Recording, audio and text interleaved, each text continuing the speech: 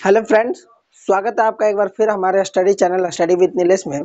तो जैसा कि हम लोग NCERT book solution chapter number 1 chemical reaction and equation के सॉल्यूशन को देख रहे थे, जिसमें हम लोगों ने पूरा एमसीक्यू कंप्लीट कर लिया है और पूरा शॉर्ट आंसर क्वेश्चंस को भी कंप्लीट कर लिया। और इस वीडियो में हम लोग जो है वो लॉन्ग आंसर क्वेश्चंस को कंप्लीट करने का कोशिश करेंगे। ठीक है, तो स्टार्ट करते हैं।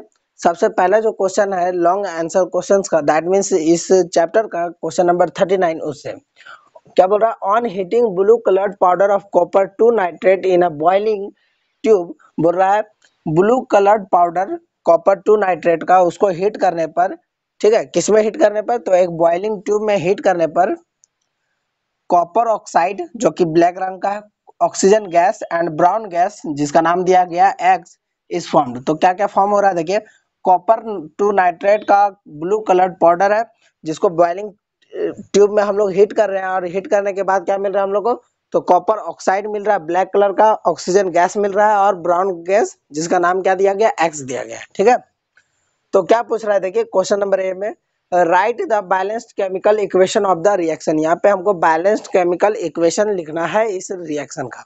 तो देखिए सबसे पहले इसको वर्ड में लिख लेते हैं। वर्ड में जो जो दिया गया हम लोग के पास, क्या दिया गया, कॉपर 2 नाइट्रेट, कॉपर 2 नाइट्रेट, इसको क्या किया गया, बॉइलिंग ट्यूब में हीट किया गया ना, तो हीट कर दिए। क्या मिलता है, देखिए मिलता है हम लोग को कॉपर ऑक्साइड मिलता है, कॉपर ऑक्साइड मिलता है, ऑक्सीजन गैस मिलता है, ऑक्सीजन गैस मिलता है, और क्या मिलता है, ब्राउन गैस मिलता है जिसका नाम क्या है, एक्स है। ठीक है, या फिर डायरेक्ट ऐसे लिख लीजिए ब्राउन गैस एक्स। ठीक, अब देखिए कॉपर 2 नाइट्रेट, इसका फॉर्मूला क्या होता है, तो इसका फॉर्मूला होता है CuNO3 का ट्वाइस। ठीक है, CuNO3 का ट्वाइस। इसको हीट करते हैं तो क्या मिलता है, कॉपर ऑक्साइड, तो कॉपर ऑक्साइड का फॉर्मूला CuO, ऑक्सीजन गैस तो O2 और ब्राउन गैस X। अब देखिए वो तो हमको पता नहीं है, तो इस रिएक्शन को देख करके पता लगाना हो कि वहां क्या होगा। देखिए Cu जो है वो कॉपर ऑक्साइड बना रहा है, ऑक्सीजन बन रहा है, तो क्या बच गया यहाँ पे, Cu का भी यूज हो गया, इसका भी यूज हो गया, ये बच गया ना नाइट्रोजन। तो नाइट्रोजन जो रहता है वो ऑक्सीजन के साथ मिल करके नाइट्रोजन डाइऑक्साइड बनाता है। ठीक है, नाइट्रोजन डाइऑक्साइड बनाता है। अब इसको बैलेंस कर लीजिए। बैलेंस कैसे करेंगे, देखिए देखिए ऑक्सीजन काउंट कीजिए, कितना है, 2, एक 3 और एक 4, सॉरी 2 2 4 और एक 5 है, इधर कितना है, 6 है। देखिए अगर हमको इसको बैलेंस करना तो यहाँ पे अगर 2 लगा देते हैं तो टोटल इधर भी 6 हो जाएगा, इधर भी 6 हो जाएगा, लेकिन कॉपर 2 हो जाएगा, है ना, कॉपर क्या हो जाएगा, 2 हो जाएगा। तो कॉपर के लिए फिर 2 यहाँ से लिखेंगे, मतलब ऑक्सीजन का नंबर फिर बढ़ जाएगा, तो ये बैलेंस नहीं होगा इस तरह से। तो क्या करेंगे हम लोग बैलेंस करने के लिए, यहाँ पे लगा देंगे 2, क्या लगा देंगे, 2। अब देखिए कॉपर कितना हो गया, 2 हो गया, तो यहाँ कॉपर को 2 बैलेंस करने के लिए यहाँ 2 लगाना होगा ना, तो 2 यहाँ लगा दिए। अब देखिए नाइट्रोजन कितना हो गया, नाइट्रोजन 2 दूना 4, 4 हो गया। नाइट्रोजन 4 कंप्लीट करने के लिए यहाँ पे हमको 4 लगाना होगा, हो गया। अब ऑक्सीजन काउंट कीजिए, 3 दूना 6 दूनी 12, इधर कितना हो गया, 2 2 4 और 8, 12 हो गया ना, 2 चौके 8, 8 4 12, तो 12 ऑक्सीजन इधर और 12 ऑक्सीजन इधर, तो ये पूरा बैलेंस हो गया। अब क्या बोल रहा है, तो यहाँ पे ब्राउन गैस जो निकल करके आया एक्स, उसका नाम क्या है, नाइट्रोजन डाइऑक्साइड। ठीक है, identify the brown gas x involve. तो यहाँ पे कौन सा ब्राउन गैस एक्स कौन सा था, तो ये था नाइट्रोजन डाइऑक्साइड, नाइट्रोजन डाइऑक्साइड। ठीक, और formula NO2। Identify the type of reaction. देखिए इसमें क्या हो रहा है, एक रिएक्टेंट है जिसको हीट कर रहे हैं, मींस डिकम्पोज कर रहे हैं, और हीट करने पर 2 या 2 से ज्यादा प्रोडक्ट बन रहा है ना, 3 प्रोडक्ट यहाँ पे बन रहा है। तो आप देख सकते हैं कि जब हम लोग हीट करते हैं तो ये क्या हो रहा है, डिकम्पोज हो रहा है, टूट रहा है। CuNO3 कॉपर 2 नाइट्रेट क्या हो रहा है, डिकम्पोज हो रहा है, किसमें किसमें, कॉपर ऑक्साइड में, ऑक्सीजन गैस में और नाइट्रोजन डाइऑक्साइड में, है ना।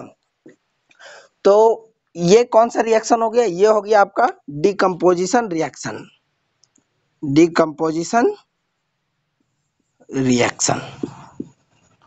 क्यों हुआ डिकम्पोजिशन रिएक्शन?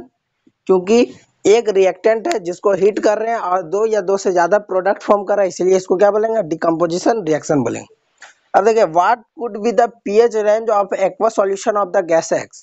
बोल रहा है कि जो आपको गैस मिला एक्स, ठीक, उसका एक्वा सॉल्यूशन में पीएच रेंज कितना होगा? पीएच रेंज कितना होगा? कौन सा सॉल्यूशन में? Aqua solution.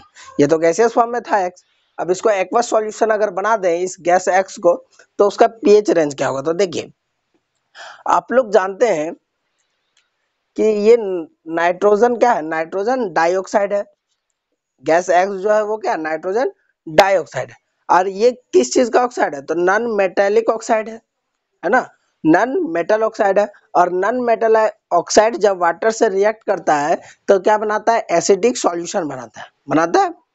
और आप लोग ये भी जानते हो कि मेटल ऑक्साइड जब वाटर के साथ रिएक्ट करता है तो बेसिक बनाता है, और जब नॉन मेटेलिक करता है वाटर के साथ रिएक्ट तो क्या बनाता है? एसिडिक सॉल्यूशन बनाता है। और जब एसिडिक सॉल्यूशन बनाएगा तो इसका पीएच रेंज कितना हो जाएगा? Less than 7। ठीक है, पीएच रेंज कितना हो जाएगा? Less than 7। तो देखिए, लिख देते हैं, the pH range of aqueous solution of the gas X is below 7 because gas X is a non-metal oxide। क्या है? एक नॉन मेटल ऑक्साइड है। एंड यहाँ कर लीजिए and as we all know that when non-metal oxide reacts with water,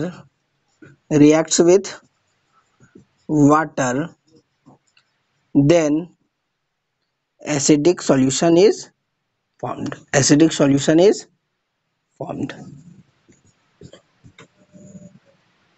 acidic solution form होगा। ठीक है, तो ये हो गया आपका question number 39 complete. Next question देखते हैं, क्वेश्चन नंबर 40 को। ठीक है, अब देखिए क्वेश्चन नंबर 40 क्या है? Give the characteristic test for the following gases. आपको क्या करना है? कैरेक्टरिस्टिक टेस्ट देना है इस सब गैसेस का। ठीक है, जिससे पता चले कि ये गैस का जो गुण होता है वो कैसा होता है। ठीक, तो सबसे पहले बात करते हैं क्या है? CO2 मीन्स कार्बन डाइऑक्साइड का। तो देखिए, कार्बन डाइऑक्साइड को जब पास किया जाता है कैल्शियम हाइड्रोक्साइड से मीन्स लाइम वाटर से, ठीक है, तो लाइम वाटर का जो कलर होता है वो किस में चेंज होता है? मिल्की में चेंज हो जाता है। ठीक, क्यों चेंज हो जाता है?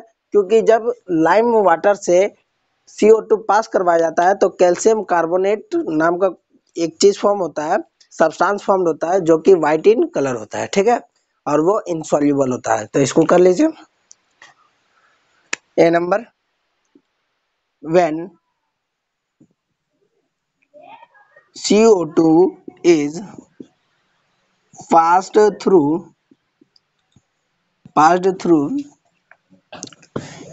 calcium hydroxide means CaOH का ट्वाइस, इसको बड़ा ब्रैकेट कर लीजिए, CaOH का ट्वाइस। ठीक, pass through calcium hydroxide, then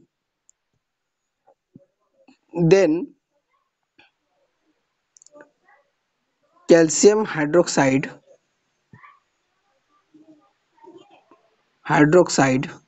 अच्छा, कैल्शियम हाइड्रोक्साइड का दूसरा नाम क्या बोल सकते हैं? लाइम वाटर भी बोलते हैं ना, लाइम वाटर। तो इसको लाइम वाटर भी कर लीजिएगा ब्रैकेट में, lime water. Calcium hydroxide means क्या? Lime water. यहाँ पे भी कर देते हैं। Calcium hydroxide turns into milky due to the formation of insoluble calcium carbonate। ठीक है। तो देखिए कैल्शियम हाइड्रोक्साइड है, मीन्स लाइम वाटर है, इसको किसके थ्रू से CO2 पास कराना है इसमें, तो क्या होता है कैल्शियम कार्बोनेट फॉर्म होता है, means calcium carbonate means CaCO3, ठीक है, कैल्शियम कार्बोनेट फॉर्म होता है। और क्या बनता है CaCO3 बनता है। तो CaOH2 जब रिएक्ट करता है CO2 से तो क्या बनता है CaCO3 बनता है और वाटर बनता है, ठीक है। इसको बैलेंस कर लीजिए। देखिए O कितना है 2 और यहाँ पे O कितना है 2, मीन्स टोटल 4। तो ऑक्सीजन देखिए यहाँ पे 3 और 1 4, तो बैलेंस है। हाइड्रोजन देखिए 2, यहाँ पे भी हाइड्रोजन 2, Ca कितना 1, यहाँ पे भी Ca कितना 1, कार्बन कितना 1, तो यहाँ पे भी कार्बन 1, तो ये बैलेंस हो गया, ठीक है। तो ए नंबर क्वेश्चन का जो सॉल्यूशन है वो कंप्लीट होता है। अब देखते हैं बी नंबर क्या है SO2 गैस, ठीक है।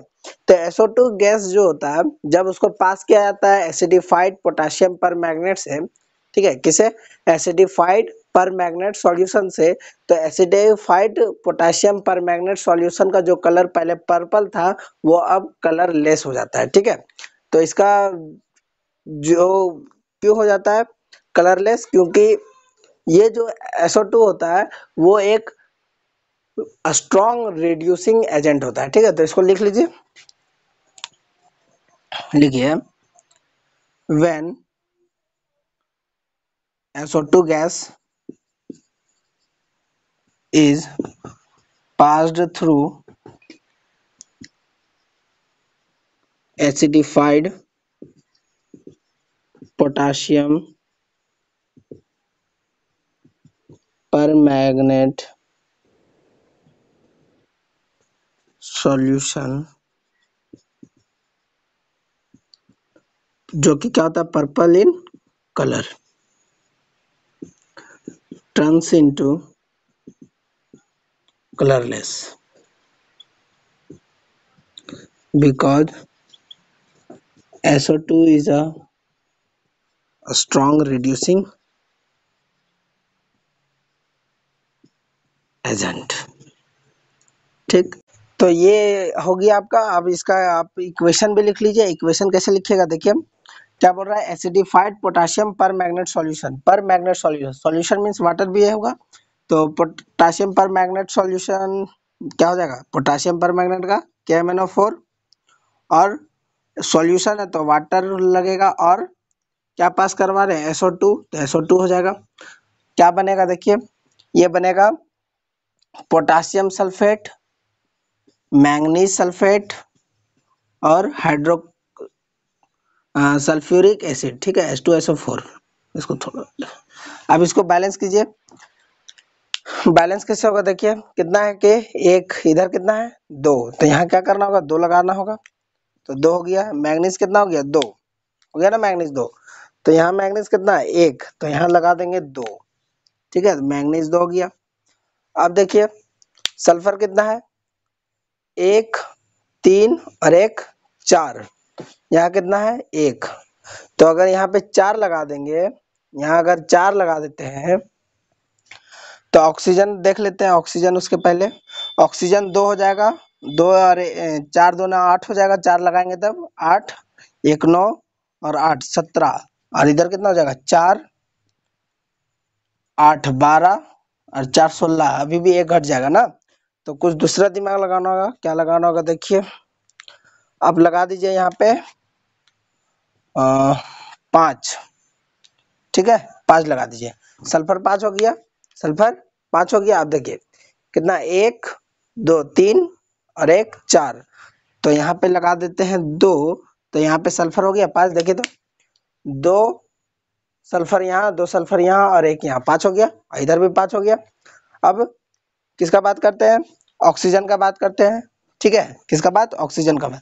तो ऑक्सीजन कितना है 10 5 दूना 10 10 1 11 और 8 11 8 19 है ना, और यहाँ कितना है देखिए 4 8 12 12 और 8 20, मतलब 1 घट रहा है ना, तो 1 घट रहा है तो उसके लिए क्या करेंगे देखिए एक घट रहा है, इधर इधर एक घट रहा है, तो इधर एक घट रहा है तो यहाँ कर देंगे 2 से मल्टीप्लाई, तो हो जाएगा 20। देखिए 4 दूना 8, यहाँ 2 10, 10 और 10 20, 4 8 12, 12 और 8 20, तो बराबर हो गया ऑक्सीजन।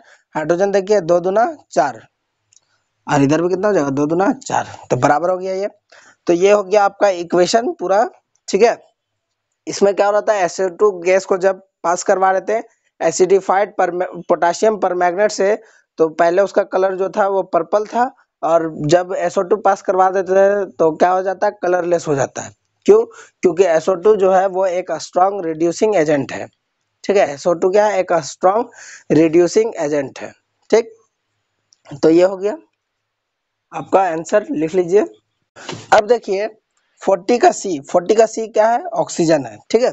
तो ऑक्सीजन के बारे में क्या है, देखिए अगर हम लोग को पता करना है किसी एक रिएक्शन में कि ऑक्सीजन प्रोड्यूस हो रहा है कि नहीं, या उसका इवोल्यूशन हो रहा है कि नहीं, तो हम लोग क्या करेंगे, उस टेस्ट ट्यूब के पास, उसके माउथ के पास, टेस्ट ट्यूब के माउथ के पास जो कि रिएक्शन मिक्सचर को कंटेन किया होगा, उसके पास हम लोग एक बर्निंग कैंडल को ले जाएंगे, और बर्निंग कैंडल का अगर इंटेंसिटी, जो फ्लेम का इंटेंसिटी है वो अगर बढ़ जाता है, तो समझ लीजिए क्या वहां पे ऑक्सीजन है, क्योंकि ऑक्सीजन क्या करता है, ऑक्सीजन बर्निंग को सपोर्ट करता है, ठीक है।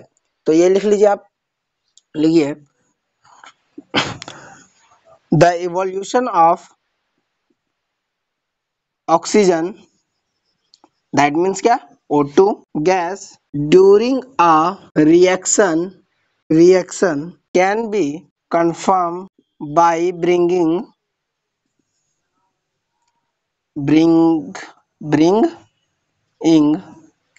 a burning candle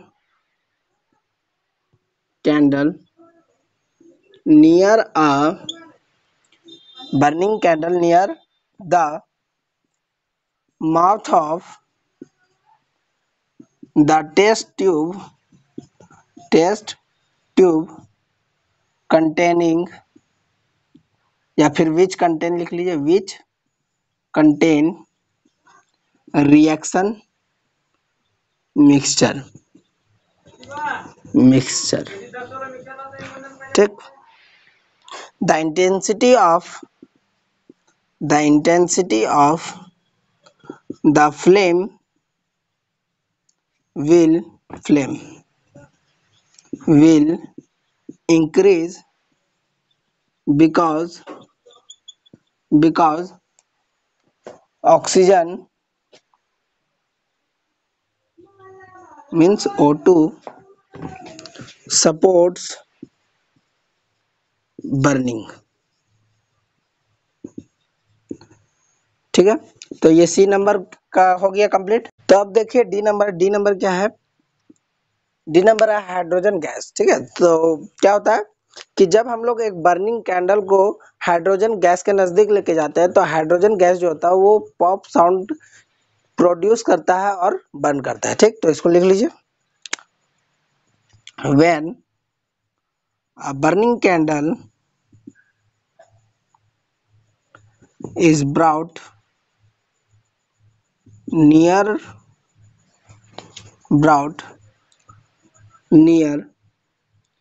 hydrogen gas,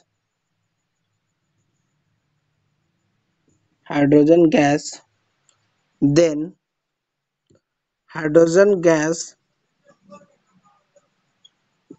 burn with a popping sound, या सिंपली पॉप साउंड भी लिख सकते हैं, ठीक है।